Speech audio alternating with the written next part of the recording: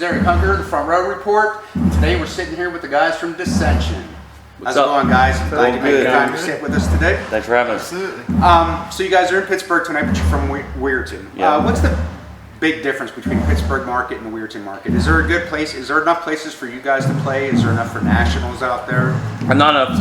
I don't think any nationals will come through Weirton. It's a very small mill town. It's broken down. The difference between Weirton and Pittsburgh is the live music. You know what I mean? When you play at a bar in Weirton, you know, you got the tables, you're sitting around, you're everybody's background. And when you come to Pittsburgh, you're the show. People are here for you. That's the difference. Okay. So how sorry, I screwed up already. No worries. How would you guys best describe your music for someone who hasn't actually heard it yet? I would say alternative rock. Yeah. Do you think you sound like anybody else that you can reference? Yeah, absolutely. Like Three Doors Down. We got kind of like a Creed vibe going on. Yeah, so a little bit. Yeah. Oh, I definitely agree, and I know where that comes from. We all. You can sit there and try not to sound like other bands as much as you want to. In the long run, your influence is going to bleed through. You know. Well, there's only so many notes on the guitar too. You know what I mean? No matter what, eventually it's going to sound like something else. Yeah. So I highly believe it's all recycled.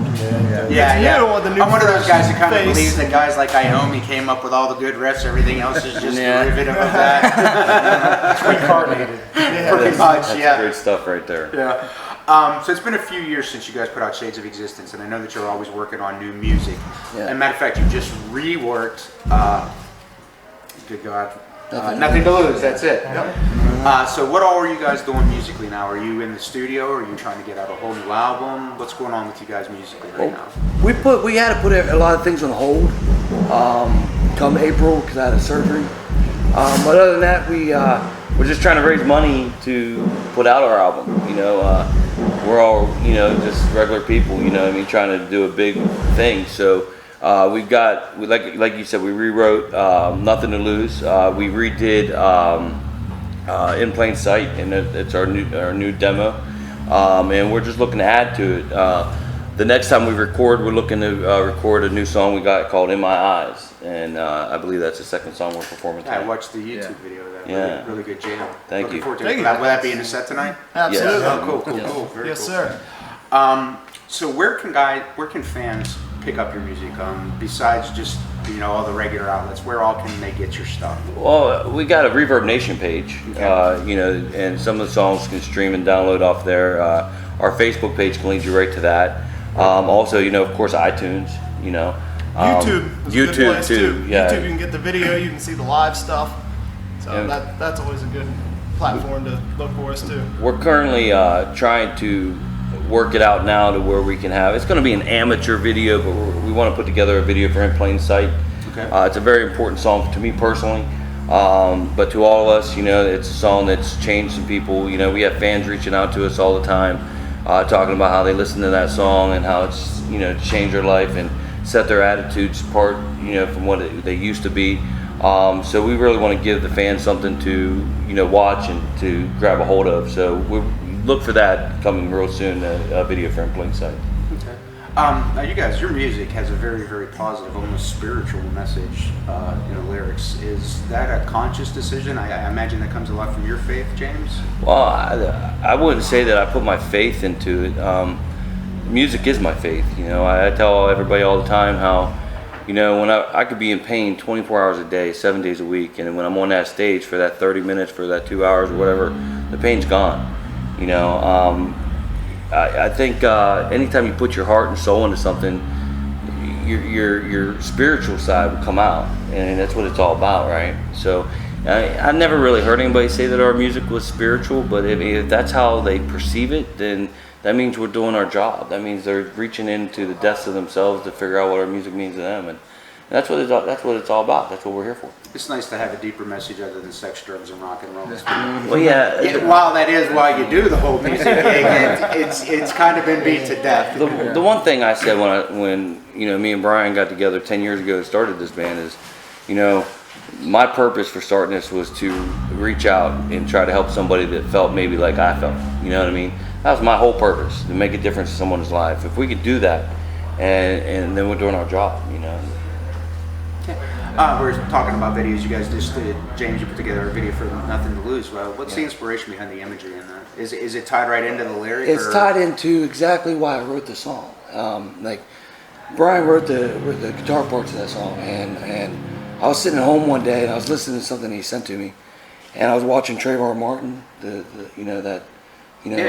all that court stuff, and Within that, I'm watching the media, you know, just talk about racism. When before that case came, man, we thought racism was dead and gone. You know what I mean? You didn't really hear nothing about it. It wasn't no part of the news. And slowly, within the past year and a half, all we see is riots and racism, and they're taking down this and they're banning this, and you know they got a TV show with a bunch of white people crying because they're white, and it's, you know, like when does it stop? You know what I mean?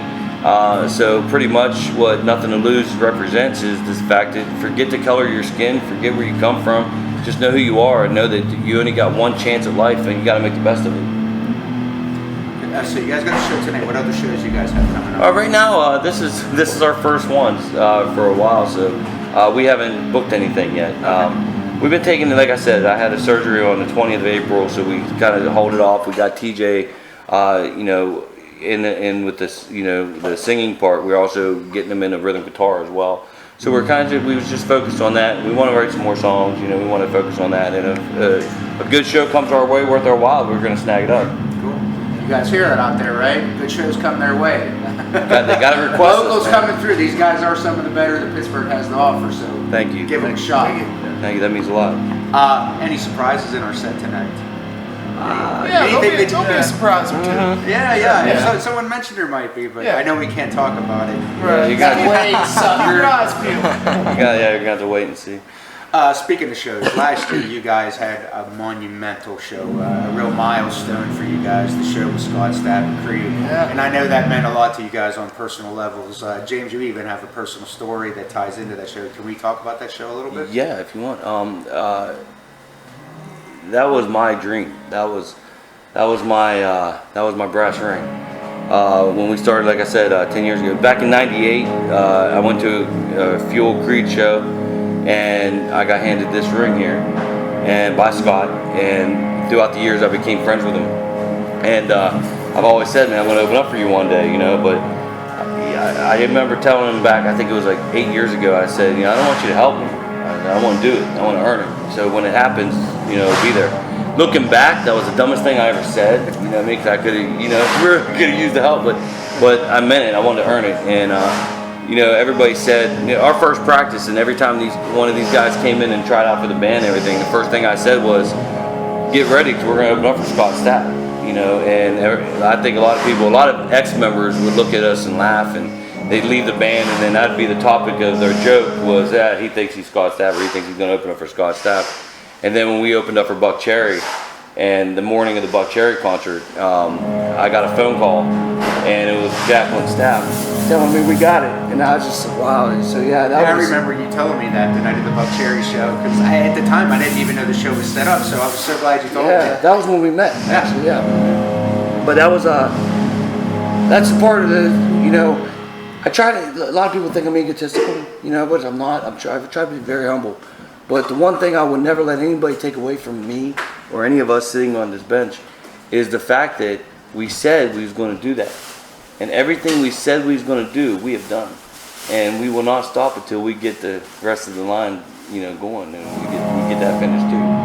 Well, I sat with Scott that day, and he spoke very highly of you guys. He was really glad to have you there. So know that on a personal level, you really did connect with him. Yeah, you cut him off. I did. And I feel so bad about this to this day. That was right about the time that his publicist said that we got to wrap up. So right as he went to say we got James and Descendsion opening tonight is when I blurted out, well, I know we got to wrap it up. And I was like, oh, crap, now what do I do? I could just waited just 2 more seconds. Sorry, guys, I missed it. So that's why we're doing it tonight. I'm trying to make up. But I tell you, you know, speaking of Scott Stapp, you know, everybody sees the decline that happened last year and the troubles he went through. But that's kind of like life, you know what I'm saying? And a lot of people judged him and threw things at him through the media. And yet I stood there on social media and I stood up for him, you know what I mean? And I got attacked myself, and we kind of got attacked because of it, but it was okay. Because this guy, he's the reason why I'm sitting here. So I stood for him, and look at him now, man. He's back. He's out of rehab. He's doing great things. He's got his family back together, and nothing but the best is going to come from him. And we hope to be there with him. You know? I'm sure if he comes back through, you guys will be with him again. Oh, I look forward to seeing Scott again. He's a great guy, man. Good brother of mine, man. When I last spoke to you, James, you were talking about writing a book. How did that come out? Did you finish that yet? Yeah, I actually did finish the book. I don't know when it's going to come out. I sent it off to an editor, and I haven't got it back yet. I didn't go to school for writing books, so I'm sure there's a ton of mistakes and misspellings that they got to fix. But yeah, and what the book's called is The Dream, and what it does is it starts out the journey of Descendsion and ends the night we opened up for Scott. Cool, very cool. So you guys, what are your immediate plans, your future plans, and your really long-term goals for the band? First and foremost, getting you back to 100%, I'd say. Yeah, we got to. Yeah, for you guys who don't know, James had a health scare recently. He had a real bad situation. He's coming through. Imagine your faith helped you through that one as well. Oh yeah. But that is, you know, getting me back 100% is a long-term goal. But we want to tour, man. We want to get. There's a guy talking to us, and I'm not gonna say too much into this, but we've been getting contacted by someone out of New York who's got Philadelphia tags, and they're talking about flying us out and maybe signing us and whatever. You know what I mean? Whatever we have to do to get to the fact, because like we got fans all over the country. You know what I mean? We got fans in Australia, whatnot. I want to meet these people. I want to be able to say, don't just like us online. We're coming to your town. You know what I mean? We want to be able to have that backing to be able to do that. You know, we're just a bunch of guys working odd-end jobs and doing what we got to do to be able to do this. We want to do this every day. You know, so that's our goal. We want to tour. We want to get out. Yeah. Yes, please. Yeah, the state of music's really tough these days. In general, what are your impressions on the state of music and I'm glad you asked that. social media? I'm so glad you asked that question. It makes it so easy for you guys to get out there, and but it makes it hard to make a living. I'll even take my sunglasses off so they can see my eyes when I say this. I got told a couple weeks ago that there wasn't a market for rock and roll anymore. We're here sitting here telling you that there is a market, and if you don't tap into it, you're gonna miss the boat. Rock and roll is not dead; it will never die. People like us and other bands, like we're opening up for Hinder today. Full Devil Jacket, DeMonte. I think I said that name right. These bands, they bust their ass every single day of the week to do what they do, to do what they love, and to be in front of their fans. So for anybody to say that the rock and roll market is gone, they got another thing coming because we're not going to let it die. So that's what I think about the social media and everything like that. Anybody else have any thoughts? Not really. Pretty much said it all. All right, well, I know they want to use this space, so we'll try to wrap this up, but let's do what I call the getting to know you section. This is kind of a rapid fire, and everybody please participate in this. But Sure. Growing up, one by one, some of your biggest influences musically. Honestly? Yeah. Michael Jackson and Scott Stapp. To me, I would have to say my biggest influences was Kurt Cobain, Eddie Vedder, Maynard James Keenan. I gotta put Eddie Vedder in there too. I'm sorry, You guys are stealing all my freaking. Sorry, I'm a guys. child of the '90s too. I like all that stuff. All of them. Pearl Jam, Nirvana, Tool, all that stuff. Mine was Metallica, Lars Yes, Ulrich. Metallica. Love him to this day. I'd say Ozzy, Leonard Skinner, GNR. Yeah. Rhodes. You can't forget about him. His signature comes from Randy Rhodes right there, man. So. For everybody, not everybody has that epiphany moment, but everybody kind of has this moment where they realize they want to be a musician. For you guys, do you remember your moments that made you go, yeah, that's what I want to do? Do you? I remember mine exactly. I was 10 years old, and every Christmas I got the JCPenney big catalog. My mom would let me circle what I wanted. And that year, all I did with red ink, blue ink, black ink, everything was circle this little junior drum set, little 3-piece. And I got it that year, and it's been on since then. I was 10 years old, and I knew it. Speak over here. Don't worry, that thing's really thick. Okay, good. It's kind of in my blood. It always has been. It was probably about around 10 too. I started playing guitar. I played drums before that, and I just played guitar. one day I just met the band and tried out for them. That was that. Now I'm in a band. My dad was in the folk bands back in the 60s or whatever. That's how him and my mom met way back in the day. So when I was 14 years old, I wanted to learn how to play guitar. So he showed me how to play Stairway on the guitar, and from then on it was done. I learned how to play everything by ear. Just sat around and played guitar all the time. Now with me, I've probably been playing guitar since I was about 10 or 11.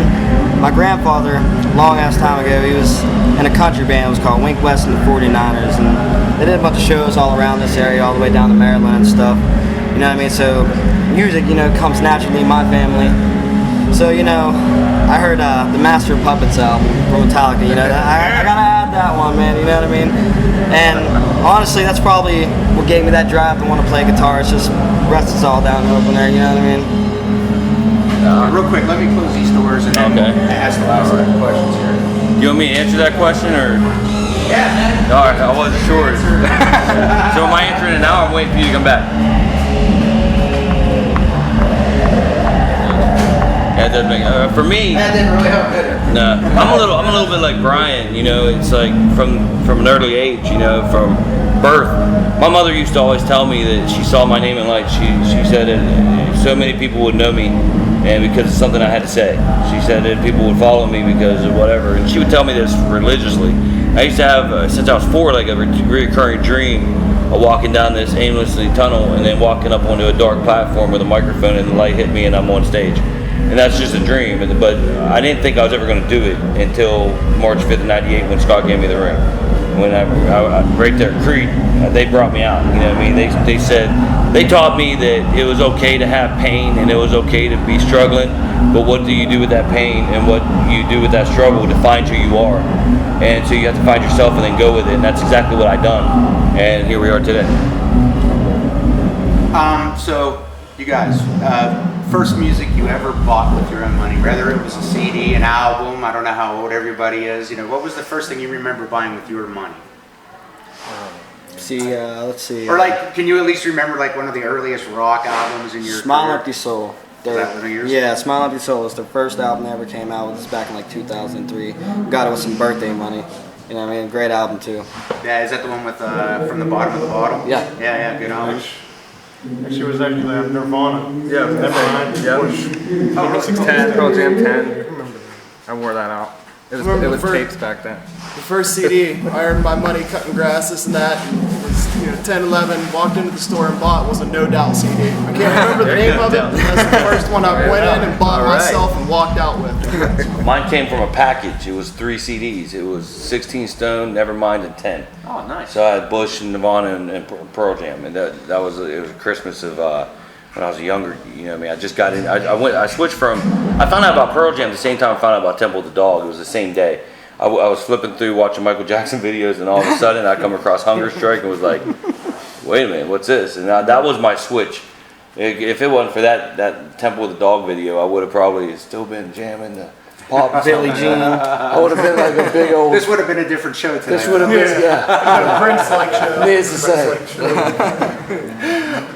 So, each of you again, first and best concert you've ever been to, and they may even be the same. The first concert I ever went to was a Def Leppard concert down in Wheeling, West Virginia, and that was amazing. I was front row for that, and to see the drummer go off, and I had to go see that because I heard a one-armed drummer. How's that possible? He's phenomenal. And the best concert I ever went to was a Descendsion concert. No, I'm fine. Creed. I'd have to say Creed. I'm all about that. And I think the very first Creed concert I ever went to was a life changer, and so that has to be my number one concert. Now, when it comes to stage shows, it's probably about 4 or 5 years ago. I went and seen Kiss. Gary was actually at that show. Yeah, that's the best show I've ever seen, man. Is in 2010 when Kiss came through to Post Gazette. Oh man, they killed it. It was Melvins, amazing. The Melvins and Anti-Flag. I seen them both a week apart. It was at Mr. Small's. Two two of the greatest shows I've ever seen. Now, Anti-Flag, man, they bring that energy because I'm like real into punk rock and I stuff. got crushed at a Melvin show at Mr. Smalls. Jello Biafra came out from Dead Kennedys and sang a couple songs. Yeah. Jumped off the stage and I was in the pit and I'm looking at him. He loved my ass. Your first concert was with me, wasn't it? Oh yeah, Leonard Skinner. Leonard Skinner. Yeah.